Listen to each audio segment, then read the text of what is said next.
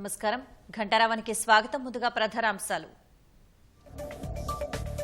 రాష్ట్రంలో రైతు రుణమాఫీ కోసం సర్వం సిద్ధం. రేపు సాయంత్రంలోపు ఖాతాల్లోకి 1,00,000 వరకు నగదు జమ.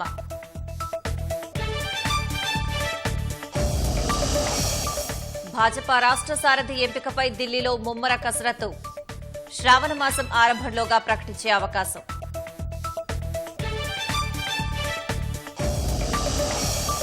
ఎగువన వర్షాలతో కృష్ణానదికి మొదలైన వరద ప్రవాహం. ఆల్మట్టి డ్యాంకు చేరుతున్న సుమారు 1,00,000 క్యూసెక్కులు.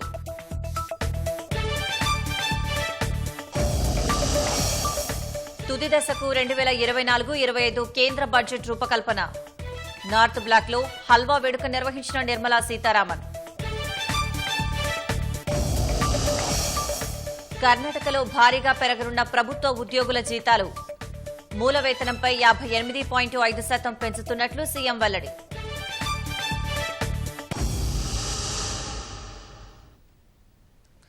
రేషన్ కార్డు లేని రైతులకు కూడా రుణమాఫీ వర్తిస్తుందని ముఖ్యమంత్రి రేవంత్ రెడ్డి స్పష్టం చేశారు. భూమి పాస్బుక్ ఉన్న ప్రతి రైతు కుటుంబం 2 లక్షల మాఫీకి అర్హులేనని తెలిపిన సీఎం రేపు 1,00,000 రూపాయల వరకు రుణమాఫీ డబ్బులు ఖాతాల్లో జమ అవుతుందని చెప్పారు. ఈ మేరకు కలెక్టర్ల సమావేశంలో రుణమాఫీ మార్గదర్శకాలపై సీఎం వివరించారు. ధరణి పెండింగ్ దరఖాస్తులను ఆగస్టు 15 వరకు పరిష్కరించాలని, రేషన్ కార్డులతో సంబంధం లేకుండా రాష్ట్రంలో అందరికీ ఆరోగ్యశ్రీ కార్డులు ఇవ్వాలని తెలిపారు. భూమి పాస్బుక్ పై రుణమున్న ప్రతి రైతు కుటుంబానికి 2 లక్షల రుణమాఫీ వర్తిస్తుందని ముఖ్యమంత్రి రేవంత్ రెడ్డి స్పష్టం చేశారు. కేవలం కుటుంబ నిర్ధారణకే రేషన్ కార్డును వాడుతున్నామని తెలిపారు. రాష్ట్రంలో 90 లక్షల రేషన్ కార్డులు ఉంటే రుణాలు ఉన్న రైతు ఖాతాల సంఖ్య 70 లక్షలేనన్నారు. రేషన్ కార్డులు లేని 6,36,000 మందికి అన్యాయం జరగదని, వారికి కూడా రుణమాఫీ వర్తిస్తుందని ముఖ్యమంత్రి స్పష్టం చేశారు. జిల్లా కలెక్టర్లు, ఎస్పీలు, సిపిలతో సచివాలయంలో ముఖ్యమంత్రి రేవంత్ రెడ్డి నిన్న సుమారు 9:30 గంటలకు పైగా వివిధ అంశాలపై చర్చించి దిశానిర్దేశం చేశారు.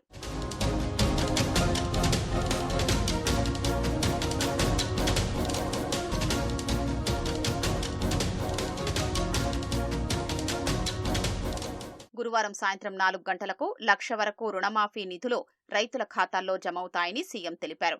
రేపు ఉదయం 11 గంటలకు కలెక్టర్లు జిల్లా బ్యాంకర్లతో సమావేశం నిర్వహించారని ముఖ్యమంత్రి రేవంత్ రెడ్డి కలెక్టర్లను ఆదేశించారు. ఈ నిధుల్ని రైతు రుణమాఫీకే వాడాలని, వ్యక్తిగత ఇతర రుణాల మాఫీకి వినియోగించొద్దని సూచించారన్నారు. గతంలో కొందరు బ్యాంకర్లు అలానే చేస్తే కేంద్ర ప్రభుత్వం చర్యలు తీసుకుందని, ఇప్పుడు అలానే చేస్తామని హెచ్చరించారు. రుణమాఫీ లబ్ధిదారుల్ని రైతు వేదికల వద్దకు తీసుకొచ్చి మంత్రులు, ఎమ్మెల్యేలు, ఇతర ప్రజాప్రతినిధులు రైతులతో ఆ సంతోషాన్ని పంచుకోవాలని ముఖ్యమంత్రి సూచించారు. రైతు రుణమాఫీకి సంబంధించి సచివాలయంలో 2 ఉమ్మడి జిల్లాలకు ఒక ఉన్నతాధికారిని అందుబాటులో ఉంచుతామని, కలెక్టర్లకు ఏవైనా సందేహాలొస్తే వారితో సంప్రదించి నివృత్తి చేసుకోవాలని ముఖ్యమంత్రి సూచించారు. రుణమాఫీ పథకానికి కలెక్టర్లు ప్రాధాన్యమివ్వాలని, నిర్లక్ష్యం వల్ల ఒక్క రైతుకు నష్టం జరగొద్దని కలెక్టర్లకు సీఎం స్పష్టం చేశారు.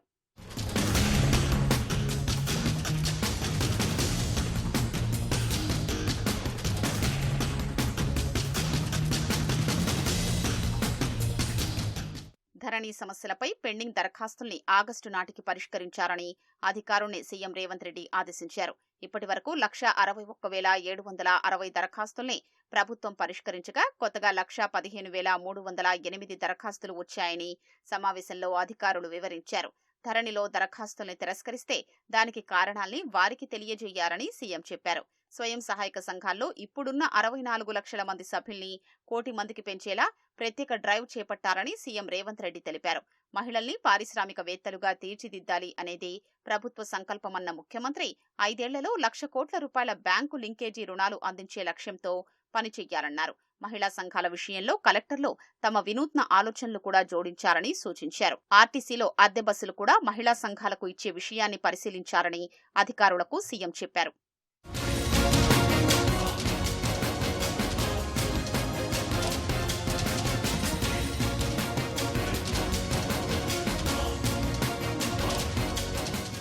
ప్రభుత్వ భూములు, చెరువులు, కుంటలు అన్యాక్రాంతం కాకుండా కాపాడాలని కలెక్టర్లను సీఎం అప్రమత్తం చేశారు. అవసరమైతే జియో ట్యాగింగ్ లాంటి సాంకేతిక పరిజ్ఞానాన్ని ఉపయోగించి కమాండ్ కంట్రోల్ సెంటర్తో అనుసంధానం చేసి ప్రభుత్వ భూములపై నిఘా ఉంచారని సూచించారు. రాష్ట్రంలో ప్రతి ఒక్కరికి డిజిటల్ హెల్త్ ప్రొఫైల్ రూపొందించారని సీఎం రేవంత్ రెడ్డి ఆదేశించారు. రేషన్ కార్డుకు, ఆరోగ్యశ్రీ కార్డుకు లింకు పెట్టొద్దని స్పష్టం చేశారు.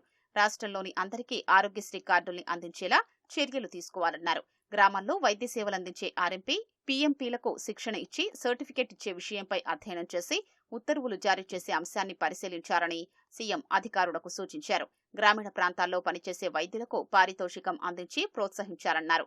ప్రభుత్వాసుపత్రుల్లో ప్రతి బెడ్కు ఒక నెంబరు కేటాయించారని, గిరిజన ప్రాంతాల్లో సరైన వైద్య సదుపాయాలు అందేలా కలెక్టర్లు చర్యలు తీసుకోవాలని ఆదేశించారు. ఆసుపత్రుల నిర్వహణపై కలెక్టర్లు ప్రత్యేక దృష్టి సారించారని, స్వచ్ఛంద సంస్థలు, పరిశ్రమల సీఎస్ఆర్ నిధులు సేకరించి ఆసుపత్రుల నిర్వహణ మెరుగుపర్చాలన్నారు.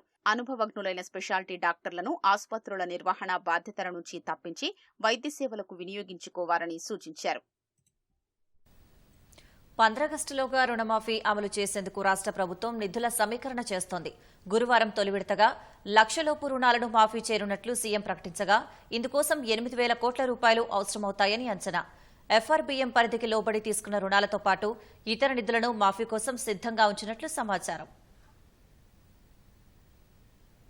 కాంగ్రెస్ పార్టీ ఎన్నికల్లో ఇచ్చిన హామీ మేరకు రైతులకు 2 లక్షల రూపాయలలోపు రుణాలను మాఫీ చేసేందుకు రేవంత్ రెడ్డి సర్కార్ సిద్దమైంది. ఆగస్టు 15 కల్లా రుణమాఫీ చేసి తీరుతామని సీఎం ఇప్పటికే ప్రకటించారు.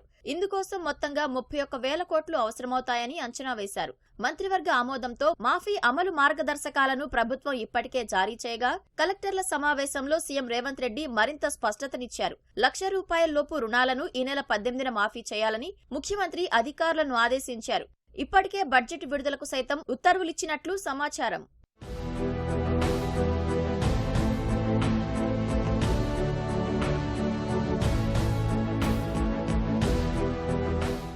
రెండు లక్షల రూపాయల రుణమాఫీకి మొత్తం 31,000 కోట్ల రూపాయలు అవసరం. అందులో 1,00,000 రూపాయల కంటే తక్కువ ఉన్న రుణాల మొత్తం 3వ వంతులోపు మాత్రమే ఉంటుందని సమాచారం. వాటిని మాఫీ చేసేందుకు 7,000 నుంచి 8,000 కోట్లు అవసరం ఉంటుందని చెబుతున్నారు. అందుకు సరిపడా మొత్తాన్ని ఆర్థిక శాఖ సిద్ధం చేసినట్లు సమాచారం. ఎఫ్ఆర్బీఎం పరిధికి లోబడి తీసుకున్న రుణాలతో పాటు ఇతర మార్గాల్లో వచ్చిన నిధులను ఇందుకోసం సిద్ధంగా ఉంచినట్లు తెలిసింది.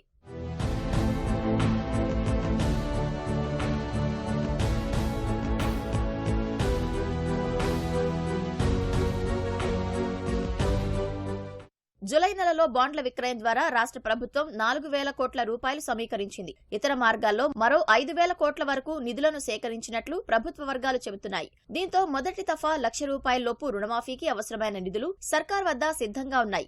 రెండో విడతలో 1,50,000 వరకు ఉన్న రుణాలను, తర్వాత మిగిలిన అప్పులను మాఫీ చేసే ఆలోచనలో ఉన్నట్లు సమాచారం. 1,50,000 వరకు ఉన్న రుణాల మాఫీకి సైతం మరో 8,000 కోట్ల వరకు అవసరమవుతాయని అంచనా.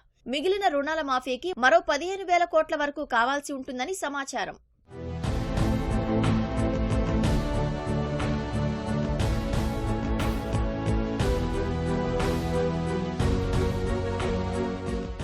రెండో విడతతో పాటు మిగిలిన మొత్తానికి అవసరమైన నిధులకు సైతం ప్రభుత్వం ప్రణాళిక సిద్ధం చేసినట్లు సమాచారం.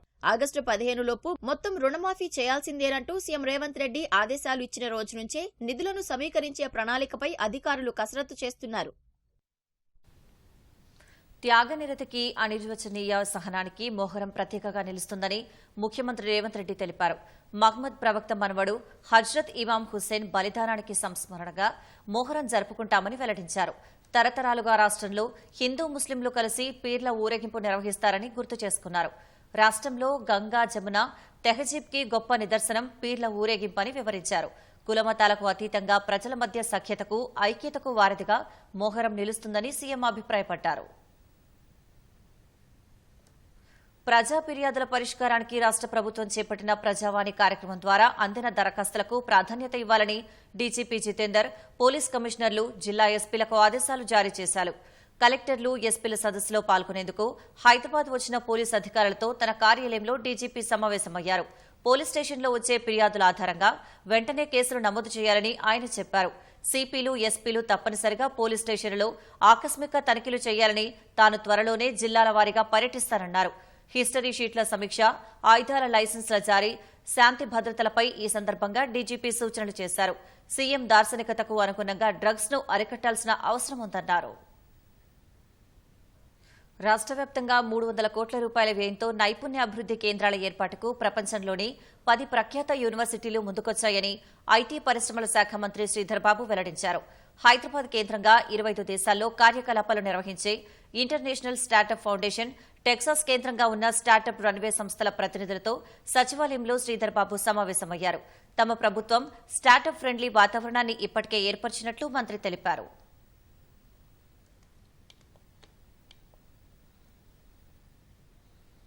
అధికారంలో ఉండగా ఏనాడు ప్రోటోకాల్ పాటించని భారసాకు ప్రశ్నించే హక్కే లేదని పీసీసీ వర్కింగ్ ప్రెసిడెంట్ జగ్గారెడ్డి విమర్శించారు. ఎంపీ, పీసీసీ అధ్యక్షుడిగా ఉన్న రేవంత్ రెడ్డి సచివాలయానికి వచ్చేందుకు యత్నిస్తే రోడ్డుపైనే అడ్డుకున్నప్పుడు ప్రోటోకాల్ గుర్తు రాలేదా అని ప్రశ్నించారు. తన నియోజకవర్గంలో స్వయంగా మాజీ మంత్రి హరీష్ రావు ఓడిపోయినా భారాసా నాయకులతో కొబ్బరికాయ కొట్టించలేదా అంటూ ధ్వజమెత్తారు. హరీష్ రావు కేటీఆర్కు మతిమరుపు వచ్చినట్లుందని జగ్గారెడ్డి ఎద్దేవా చేశారు. గతంలో ముఖ్యమంత్రిని కలిసేందుకు అవకాశమే ఉండేది కాదన్న కాంగ్రెస్ నేత ఇప్పుడు సీఎం సహా మంత్రులను రోజూ వందలాది మంది కలుస్తున్నారని వెల్లడించారు. సబితమ్మకు ఇవ్వాల్సిన గౌరవం తాము ఇచ్చామని, అయినప్పటికీ తప్పుపట్టడం సరికాదని జగ్గారెడ్డి వెల్లడించారు. రేవంత్ రెడ్డి గారు ఆ రోజు ఎంపీగా ఉన్నప్పుడు మీరు ఎప్పుడైనా ఆయన పార్లమెంట్ లో ముఖ్యమంత్రి పర్యటించినప్పుడు గాని, ఫౌండేషన్ కు సంబంధించి గాని, ఆయన పరిధిలో ఎంపీ పరిధిలో ఉన్నటువంటి ఎంపీ రేవంత్ రెడ్డి హోదాలో మీరు పిలిచి ఎప్పుడైనా ఆ ప్రోటోకాల్ మీరు పాటించలే. ఆ రోజు ఎంపీకి రేవంత్ రెడ్డికి మీరు ప్రోటోకాల్ పాటించని మీరు ఇప్పుడు ముఖ్యమంత్రి హోదాలో ఉన్న రేవంత్ రెడ్డి ప్రశ్నించే నైతిక హక్కు కేటీఆర్కి లేదు, హరీష్ రావుకు లేదు, బీఆర్ఎస్ పార్టీకి లేదు. ఒక సందర్భంలో కోమటిరెడ్డి వెంకటరెడ్డి ఎమ్మెల్యేగా ఉన్నప్పుడు, సంపత్ ఎమ్మెల్యేగా ఉన్నప్పుడు స్పీకర్ పరిధిని స్పీకర్ యొక్క చట్టాలను వాడుకొని మీరు వాళ్ళని అసెంబ్లీకి రాకుండా చేసిన కుట్రను మర్చిపోయిరా? వరంగల్ జిల్లా చెన్నారావుపేటలో ఇటీవల ఓ ప్రేమోన్మాది చేతిలో గాయపడిన గిరిజన కుటుంబానికి మాజీ మంత్రి కేటీఆర్ అండగా నిలిచారు.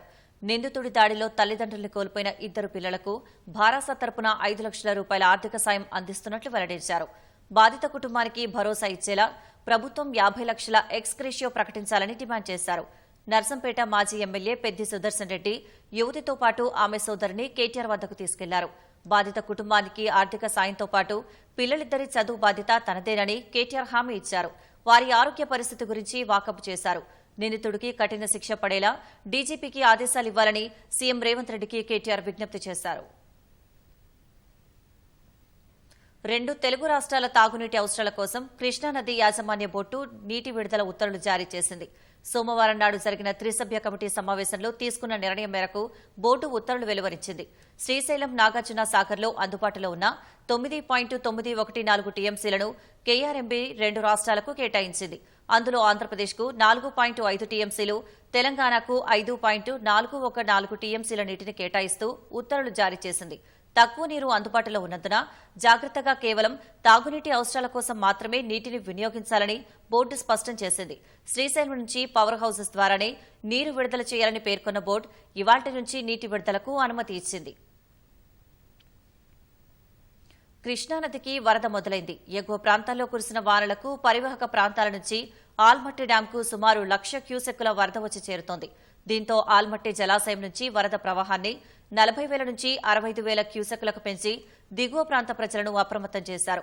ఈ జలాశయం పూర్తి సామర్థ్యం 123 టీఎంసీలకు గాను ప్రస్తుతం 97 టీఎంసీల నీటి నిల్వ కొనసాగుతోంది. నారాయణపూర్కు వచ్చే వరదను బట్టి 65,000 క్యూసెక్కుల వరకు జూరాలకు నీళ్లు విడుదల చేసే అవకాశం కనిపిస్తోంది. జూరాలకు ప్రస్తుతం 2,000 క్యూసెక్కుల నీరే వచ్చి చేరుతుండగా నెట్టెంపాడు, భీమాతో పాటు ఎడమ కాల్వకు 2,400 క్యూసెక్కుల నీటిని విడుదల చేస్తున్నారు. జూరాల నిండేందుకు 2 రోజుల పట్టే అవకాశం ఉండగా వరద పెరిగితే జూరాల, నెట్టెంపాడు, భీమా, కోయల్ సాగర్ ఎత్తిపోతల పథకాలకు కాలువల ద్వారా సాగునీరు విడుదల చేయనున్నారు. భాజపా రాష్ట్ర రథసారథిపై హస్తినలో ముమ్మర కసరత్తు జరుగుతోంది. జాతీయ అధ్యక్షుడి నియామకానికి ముందే రాష్ట్ర అధ్యక్షుడిని నియమించే యోచనలో అధిష్టానం నిమగ్నమైంది. కేంద్ర మంత్రులు, ఉప ముఖ్యమంత్రులుగా బాధ్యతలు చేపట్టిన పలు రాష్ట్రాల అధ్యక్షుల స్థానంలో కాషాయ పార్టీ కొత్తవారికి అవకాశం కల్పిస్తోంది. తాజాగా హర్యానా రాష్ట్ర అధ్యక్షుడిగా మోహన్ లాల్ బడోలిని ఎంపిక చేసింది. ఈ ఎంపికతో తెలంగాణ రాష్ట్ర అధ్యక్షుడిపై పార్టీ శ్రేణుల్లో ఉత్కంఠ నెలకొంది. శ్రావణ మాసం ప్రారంభంలో నూతన అధ్యక్షుడిని ప్రకటించే అవకాశం ఉన్నట్లు తెలుస్తోంది. రాష్ట్ర కాషాయ దళపతి ఎంపికపై కసరత్తు షురూ అయింది. పార్టీని ముందుకు నడిపే నాయకుడి ఎంపిక కోసం ఢిల్లీలో మథనం సాగుతోంది. ఇప్పటికే అధిష్టానం ఒక్కో రాష్ట్రానికి అధ్యక్షుడిని ఎంపిక చేసుకుంటూ వస్తోంది. త్వరలో ఎన్నికలు జరగనున్న హర్యానా రాష్ట్ర అధ్యక్షుడిగా మోహన్ లాల్ బడోలీని ఎంపిక చేసింది. కొత్త జాతీయ అధ్యక్షుడి ఎంపిక తర్వాతే రాష్ట్రాల అధ్యక్షుల నియామకం ఉంటుందని తొలుత భావించినప్పటికీ సంస్థాగత ఎన్నికల ప్రక్రియ ముగిసిన తర్వాతే జాతీయ ఎంపిక చేయనున్నట్లు సమాచారం. రాష్ట్ర అధ్యక్షుడిగా ఉన్న కిషన్ రెడ్డి కేంద్ర బొగ్గు, గరుడ శాఖ మంత్రిగా బాధ్యతలు చేపట్టడంతో అధ్యక్ష బాధ్యతల్ని సక్రమంగా నిర్వర్తించలేకపోతున్నారు. త్వరితగతిన రాష్ట్రానికి కొత్త అధ్యక్షుడిని నియమించకపోతే పార్టీకి నష్టం వాటిల్లే ప్రమాదముందని జాతీయ నాయకత్వం భావిస్తోంది.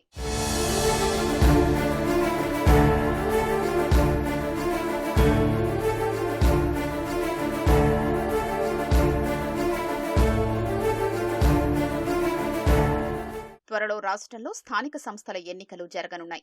ఈ ఎన్నికలు భవిష్యత్తులో రాష్ట్రంలో భాజపాను అధికారంలోకి తీసుకొచ్చేందుకు దోహదం చేస్తాయని కాషాయ సైనికులు భావిస్తున్నారు. ఖచ్చితంగా ఈ ఎన్నికల్లో అధికార పార్టీకి దీటుగా ఓట్లు, సీట్లను గెలుచుకుని 2028 ఎన్నికలకు మార్గం సుగమం చేసుకోవాలని యోచిస్తోంది. శాసనసభ, లోక్సభ ఎన్నికల ఫలితాలతో జోరు మీదున్న భాజపా రాష్ట్ర నాయకత్వం స్థానిక సంస్థల ఎన్నికల్లో సత్తా చాటాలంటే రాష్ట్ర రథసారథి పాత్ర కీలకం కానుంది. అధ్యక్ష పదవి కోసం పలువురి పేర్లతో పాటు సమీకరణాల్ని పార్టీ అధిష్టానం పరిశీలిస్తోంది. శ్రావణ మాసంలోపు ఎంపిక తంతును ముగించి ప్రకటించాలని యోచిస్తోంది. అధ్యక్ష రేసులో మల్కాజ్గిరి ఎంపీ ఈటెల రాజేందర్ పేరు మొదటి నుంచి వినిపిస్తోంది. ఒక దశలో ఆయన పేరు ఖరారైనట్లు ఈటెల అనుచరులు పెద్ద ఎత్తున ప్రచారం చేశారు.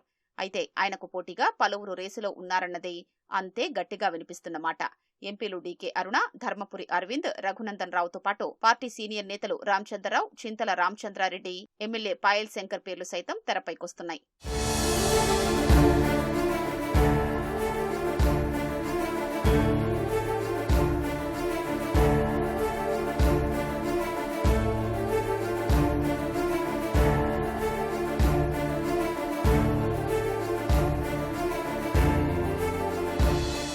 శాసనసభ ఎన్నికల సమయంలో బీసీ నినాదంతో భాజపా ముందుకు వెళ్లింది. భాజపాను గెలిపిస్తే బీసీని ముఖ్యమంత్రిని చేస్తామని ప్రజలకు వాగ్దానం చేసింది. ఎన్నికల్లో భాజపా అధికారంలోకి రాకపోయినప్పటికీ ఎన్నడూ లేని విధంగా 8 సీట్లను గెలుచుకుంది. అధికారంలోకి రాకపోయినా శాసనసభాపక్ష నేతను బీసీని చేస్తారు అనుకుంటే రెడ్డి సామాజిక వర్గానికి చెందిన ఏలేటి మహేశ్వరరెడ్డికి కట్టబెట్టింది. దీంతో పార్టీలోని బీసీ వర్గం ఆగ్రహంతో ఉన్నట్లు తెలుస్తోంది. అధ్యక్షుడు, శాసనసభాపక్ష నేతలు ఇద్దరూ రెడ్డి సామాజిక వర్గానికి చెందిన వారే ఉన్నారు. దీంతో బీసీలకు అన్యాయం చేశారనే అపవాదును రాష్ట్ర భాజపా మోస్తోంది. ఈ పరిస్థితుల్లో రాష్ట్ర అధ్యక్షుడిగా బీసీని నియమించారని పార్టీ పెద్దలు భావిస్తుంటే బంగారు లక్ష్మణ్ తర్వాత దళితులకు ఈ పదవి దక్కలేదు కాబట్టి ఈసారి ఎస్సీ సామాజిక వర్గానికి అవకాశం కల్పించారని ఆ వర్గం నేతలు విజ్ఞప్తి చేస్తున్న పరిస్థితి. ఒకవేళ బీసీకి అవకాశమిస్తే ఈటెల రాజేందర్, ధర్మపురి అరవింద్లలో ఎవరో ఒకరు అధ్యక్షుడయ్యే అవకాశం ఉంది. ఇప్పటికే 300 కాపు సామాజిక వర్గానికి చెందిన బండి సంజయ్కి కేంద్ర మంత్రి పదవి ఇవ్వడంతో మరో 300 కాపైన ధర్మపురి అరవింద్కి పార్టీ పగ్గాలిస్తారా లేదా అన్నది సామాజిక సమీకరణాల్లో చూడాల్సి ఉంది. ఇది సాధ్యం కాకపోతే బీసీల్లో అతిపెద్ద సామాజిక వర్గం ముదిరాజ్ కులం. ముదిరాజ్ సామాజిక వర్గానికి చెందిన ఈటెల రాజేందర్ కు పగ్గాలు అప్పగించే అవకాశాలు మెండుగా ఉన్నాయి.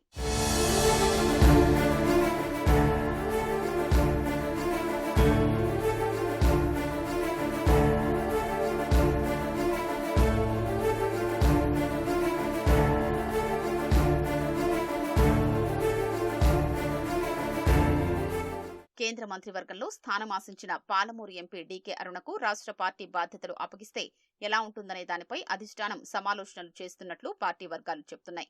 ఉత్తర తెలంగాణ నుంచి బండి సంజయ్కు, హైదరాబాద్ నుంచి కిషన్ రెడ్డికి కేంద్ర మంత్రివర్గంలో అవకాశమిచ్చారు.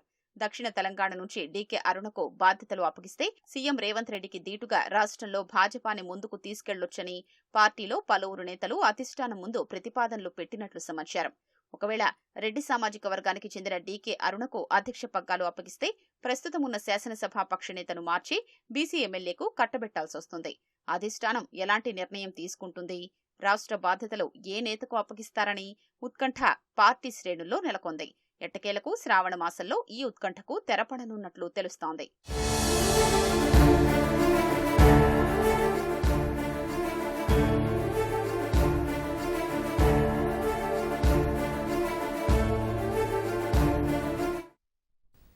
నీతి ఆయోగ్ను కేంద్ర ప్రభుత్వం పునర్నిర్మించింది. వివిధ రంగాల్లో నిపుణులుగా ఉన్న 4 శాశ్వత సభ్యులుగా నియమించింది.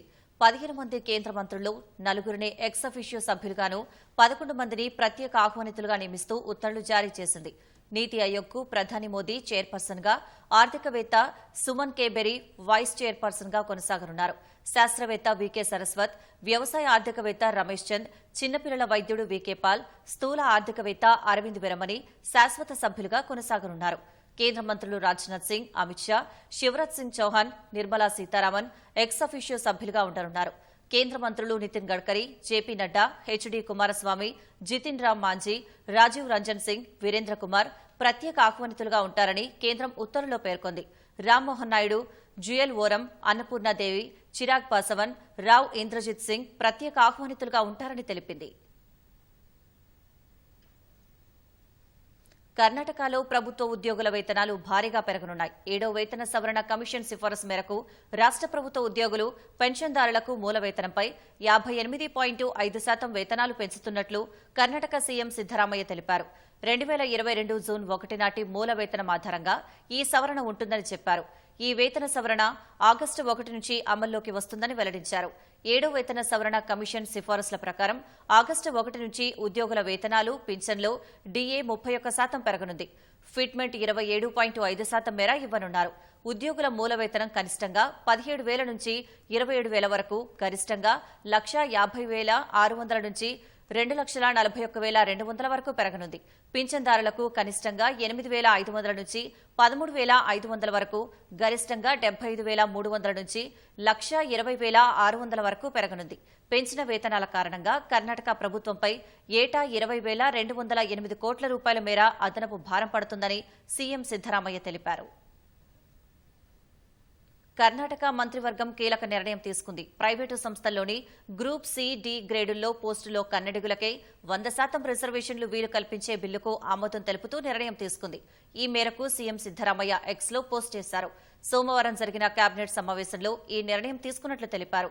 రాష్ట్రవాసులు సుఖవంతమైన జీవనం గడిపేందుకు అవకాశం కల్పించాలని, ఈ గడ్డపై ఉద్యోగులు కోల్పోకుండా చూడాలన్నదే తమ ప్రభుత్వ ఆకాంక్ష అని పేర్కొన్నారు. కన్నడిగుల సంక్షేమమే తమ ప్రాధాన్యత అని సీఎం సిద్దరామయ్య అన్నారు. ఈ బిల్లును రేపు శాసనసభలో ప్రవేశపెట్టనున్నట్లు కర్ణాటక న్యాయశాఖ వర్గాలు తెలిపాయి. కిర్గిస్థాన్లో సంచార జాతుల సంప్రదాయ పండుగ కిర్గిజ్ కొచ్చు కలర్ ఫుల్ గా సాగింది. ఈ పండుగలో భాగంగా 1000 సంవత్సరాల నాటి కిర్గిజ్ సంచార సంప్రదాయాన్ని పునఃసృష్టించారు. అప్పటి ప్రజల జీవనశైలి, వారి ఆచారాలు, ఆహార అలవాట్లను కళ్లకు కట్టారు. ఈ సందర్భంగా కిర్గిజ్ డామి అనే ఫుడ్ ఫెస్టివల్ కూడా నిర్వహించారు. కిర్గిస్థాన్లో సంప్రదాయ పండుగ కిర్గిజ్ కొచు ఉల్లాసంగా, ఉత్సాహంగా జరిగింది. 1000 సంవత్సరాల క్రితం సంచార జాతుల జీవనశైలిని గుర్తు చేసుకుంటూ అక్కడి ప్రజలు ఈ వేడుకను ఎంతో ఉత్సాహంగా జరుపుకున్నారు. అప్పటి ప్రజల జీవనశైలి, సంస్కృతి, సంప్రదాయాలు, వారి ఆచారాలు, ఆహార అలవాట్లు మొదలైనవి పునర్సృష్టించారు. ఈ ఫెస్టు రోజున కిర్గిజ్ సంచార జాతుల వలస వచ్చిన తీరును నాటకం రూపంలో ప్రదర్శించారు. అప్పుడు సంచార జాతులు ఒంటెలు, గుర్రాలపై వలస వెళ్లడంతో పాటు సామాగ్రిని ఒక ప్రాంతం నుంచి మరో ప్రాంతానికి తరలించే తీరును కళ్లకు కట్టినట్లు చూపించారు. కిర్గిజ్ సంచార జాతులు ఘనమైన సంప్రదాయం కలిగి ఉండేవారని తెలిపారు. వలస ప్రాంతంలో ఎర్ట్ అని పిలిచే గుడిసెల్ని తాత్కాలికంగా ఏర్పాటు చేసుకునేవారని కిర్గిజ్ ప్రజలు వెల్లడించారు.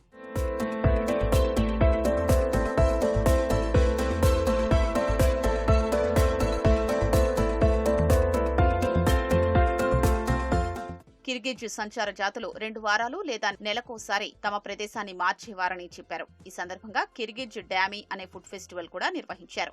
ఆనాటి సంప్రదాయ వంటకాల్ని తయారు చేశారు. ఫుడ్ స్టాల్ ఏర్పాటు చేసి వాటి విక్రయాలు చేపట్టారు. కిర్గిజ్ ప్రజలు మర్చిపోయిన సంప్రదాయ, ఆరోగ్యకరమైన వంటకాల్ని నేటి తరానికి పరిచయం చేయడమే ఫుడ్ ఫెస్టివల్ లక్ష్యమని నిర్వాహకులు చెప్పారు. ఇతర దేశాలకు ఉన్నట్టే తమకు సొంత వంటకాలు ఉన్నాయని కిర్గిజ్ ప్రజలు తెలిపారు. ఈ ఫెస్టిలో భాగంగా కిర్గిజ్ వంటకాలపై పోటీలు నిర్వహించారు. దాదాపు 80 రకాల వంటకాల్ని తయారు చేసినట్లు చెప్పారు. గుర్రపు కొవ్వు, బార్లీ, గోధుమలతో తయారు చేసిన కోష్కాన్ మే అనే వంటకం ప్రత్యేకమని తెలిపారు. ఇది చాలా కాలం పాటు నిల్వ ఉంటుందన్నారు. ఇంటికొచ్చే అతిథులకు మాంసం వడ్డించే సంప్రదాయం ఇప్పటికీ ఉందన్నారు.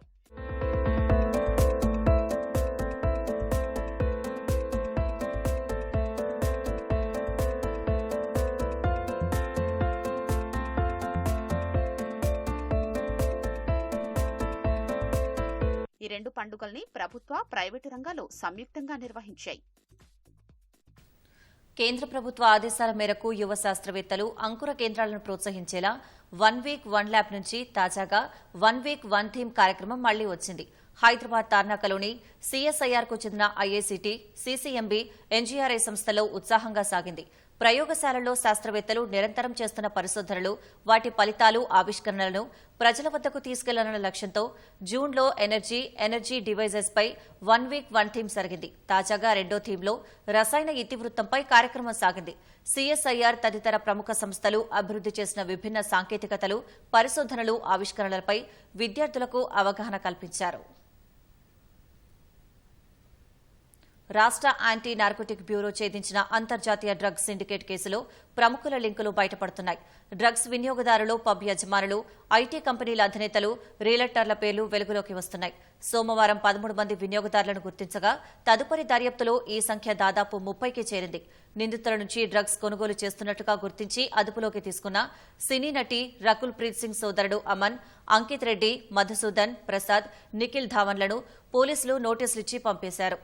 దేశంలో దాదాపు 7 పబ్లు నిర్వహిస్తున్న నిఖిల్ ధావన్ అంతర్జాతీయ డ్రగ్స్ ముఠా సభ్యుల నుంచి డ్రగ్స్ కొనుగోలు చేస్తున్నట్లు తేలింది.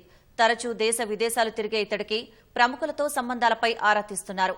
మరో వినియోగదారుడు మధురాజును ప్రముఖ ఐటీ సంస్థ యజమానిగా పోలీసులు గుర్తించారు.